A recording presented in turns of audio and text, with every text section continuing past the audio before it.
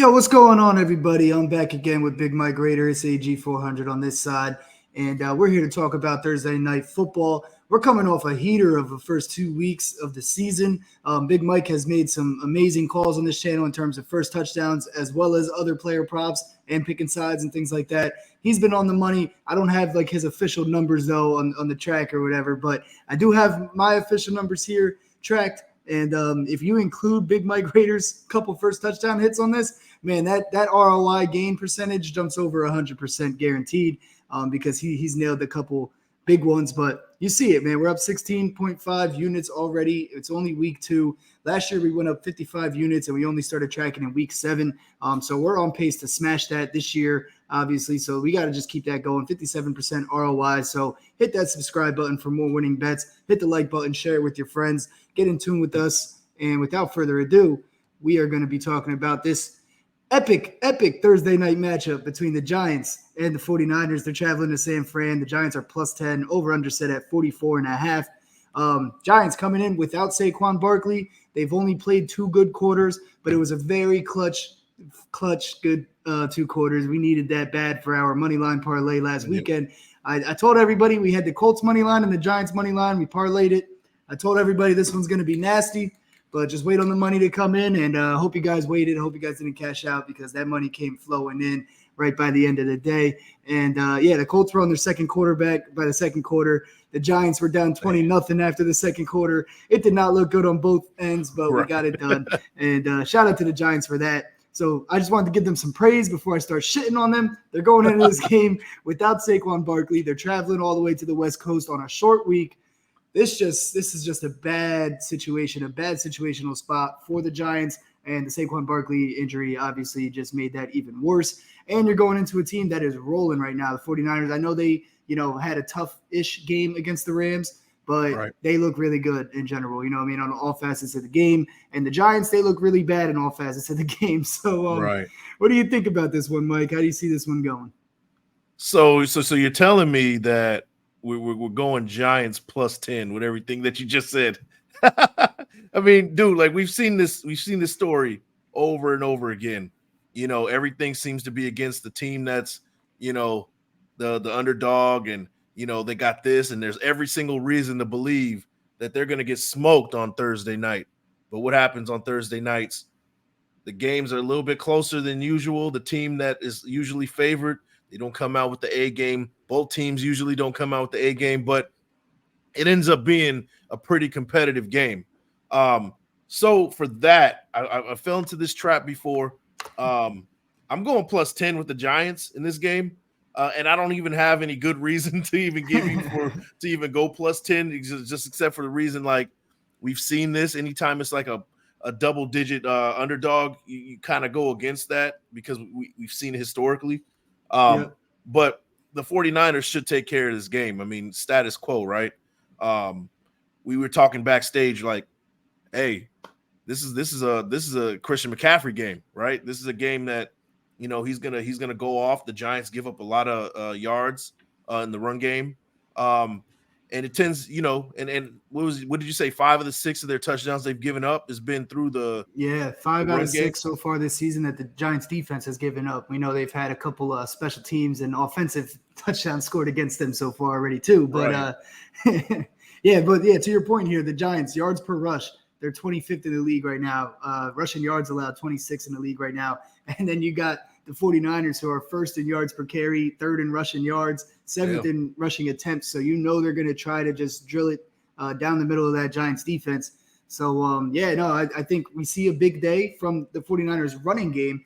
The problem with betting on that is that if this one does get away, if Mike's a little wrong on his thought there, which I do agree with your train of thought. Like, obviously, we always try to fade what that public perception is because that's how it always works out. We always see it. We've seen that story so many times. The problem is, even if they're running all over him, who's to say CMC doesn't get benched in at halftime because they're up 23-0 already or whatever the case is. And then it's the Eli Mitchell show from there on. So it just gives me some pause. I do think we do see a heavy running game, run the clock, kind of get out of there with a nice win and then take your extra time off because they don't play again until the following Sunday, and that's against the Cardinals. So this is one of those games where they can kind of rest guys, and they know they have the Cardinals coming up, who obviously divisional matchup for them, but we haven't seen much out of the Cardinals either. So yeah. And one thing that I do want to mention, the Giants are bad at stopping the run so far. 49ers are great with running the ball, but these are professionals too. We got to really put into consideration they're preparing for this run game. The Giants are preparing, and not saying that the preparation is going to mean that they're going to be successful in stopping the run, but you've seen it to where you're going to stop the run, you're going to be heavy and aggressive with stopping the run. We're going to hit you with some RPOs, keeper with the quarterback, throw a little slant route to wide receivers, little quick slant routes, some play action, things like that. Yep. And because of that, I think that, and for the other reason that we haven't seen Kittle really get started yet this season, I think Kittle's due for a touchdown. I got him for anytime touchdown in this game. I got Debo for anytime touchdown. I like Debo's all-purpose yards, whatever the over is for that. 73 and a half. 73 and a half. It's a reach.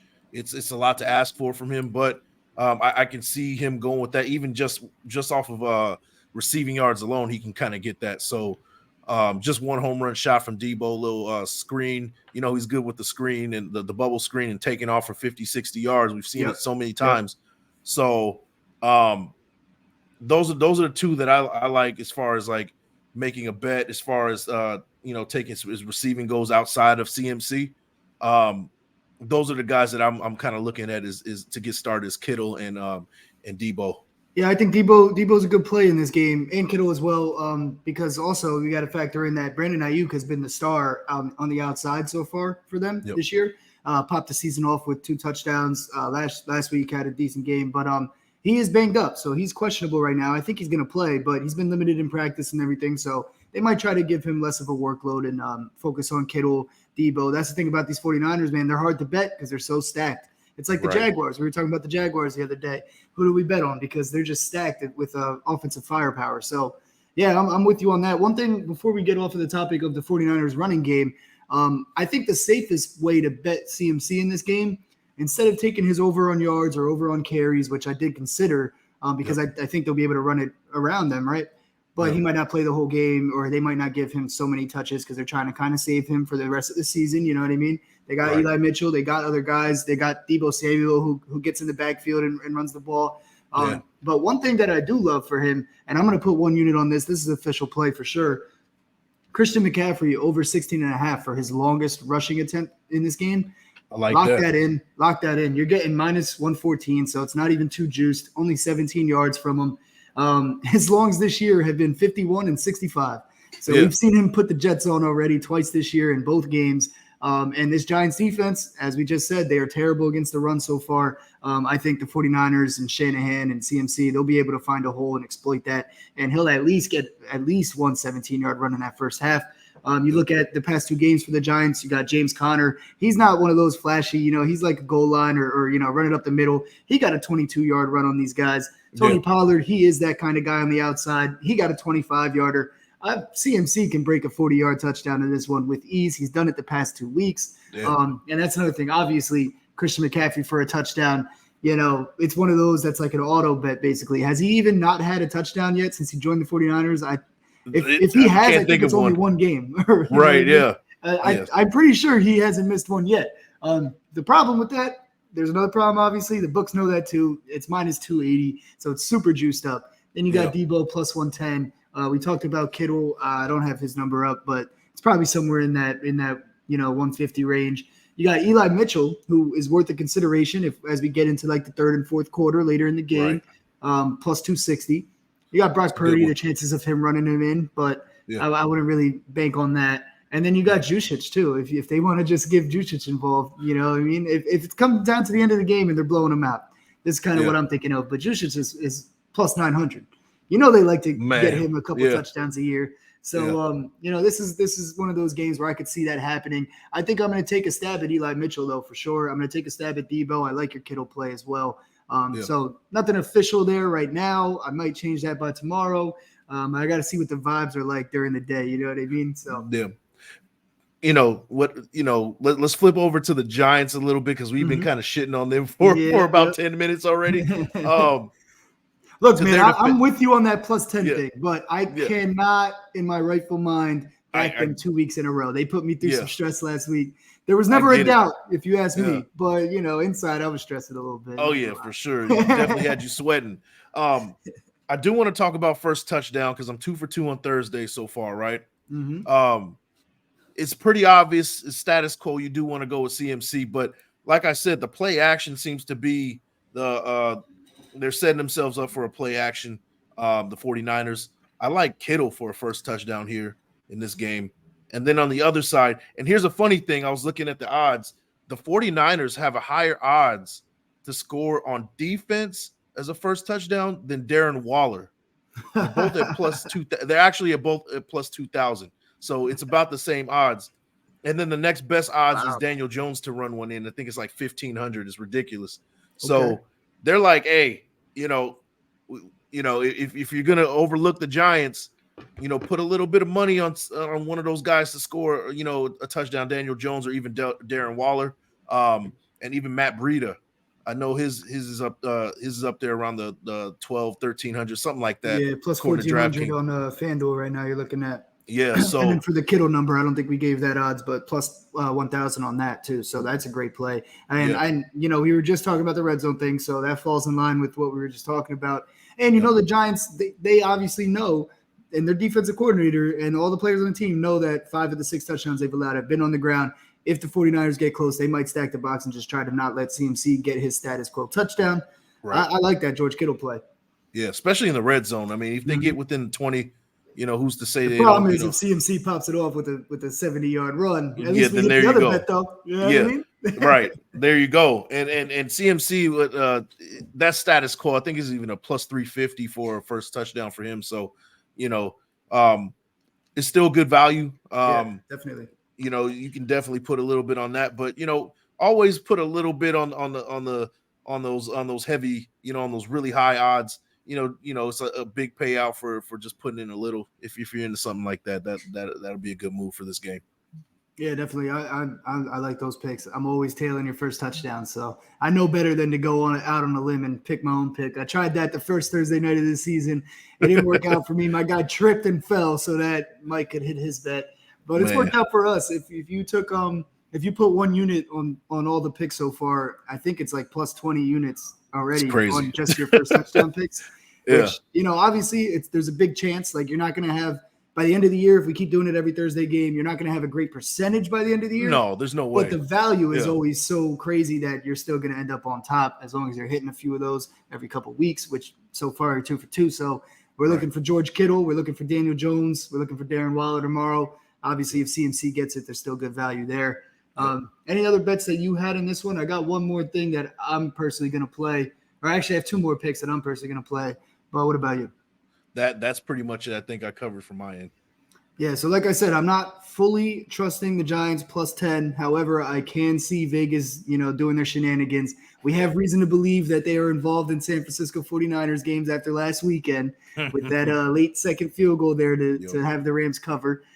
So Vegas is somewhere creeping and crawling, right? There's going to be a lot of money flying in on the 49ers for all the reasons that I started the show with. But if you tease the 49ers down to minus 6.5, so they only have to win by a touchdown, which is very doable. That's exactly what they did last week with the Rams.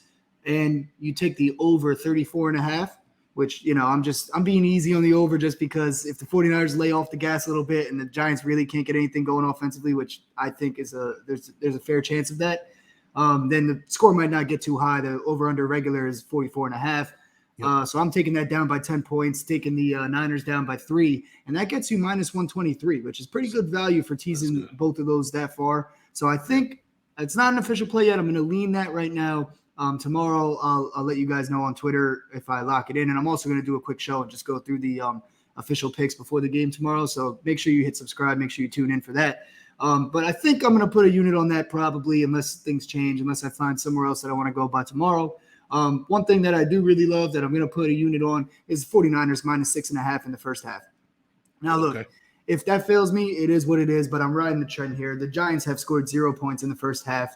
The 49ers have gotten out to quick starts in both of their games so far. Obviously, they let the Rams sneak back in before halftime, so they tied with the Rams last week. But the Rams are a much better offensive team than the Giants.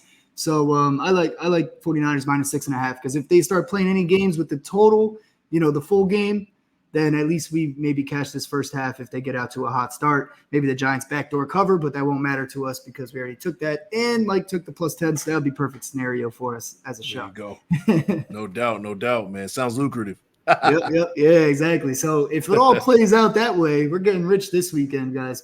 Yes, sir. Yeah, so just to recap, Mike's on the Giants +10. He loves Debo over 73.5. He thinks Kittle's getting involved. Kittle for the first touchdown. If it's on the Giants side, then we're looking at Daniel Jones or Darren Waller. For me, I got 1 unit on CMC over 16.5 for his longest run. 1 unit on the 49ers -6.5 in the first half. And other than that, we got some leans on these touchdowns, but we're going to get you a better feel for it tomorrow. So make sure you follow us on Twitter at @moo_sports, MOO_sports, and subscribe here because I'll give you guys a quick little video update with the official picks before the game starts tomorrow. Mike, give a shout out to your channel real quick. I know you've been putting your Raiders content out. Yep. Yeah, I'm a little bit ventriloquist right now, but you can find me at Big Mike Raider. Big Mike, 1 word. Raider, the 2nd word. And once you get there, make sure you like the thumb, hit the sub, and share with your folks. Hopefully you guys hear me. I'm doing my ventriloquist action right now, but hey, there it is, man. Hey, we got through 15 minutes of the show before that started up. So I think we did pretty good. Me and Mike were having some technical difficulties before we started up, but we made it through most of the show. Like, that's a good note to get us out of here, I guess. All right. Yes, sir. Best of luck, everybody. Hit that subscribe button, hit that like button, share with your friend. Visit menoforder.com as well, and we'll catch you guys this weekend for some more games for Sunday football week 3. Peace.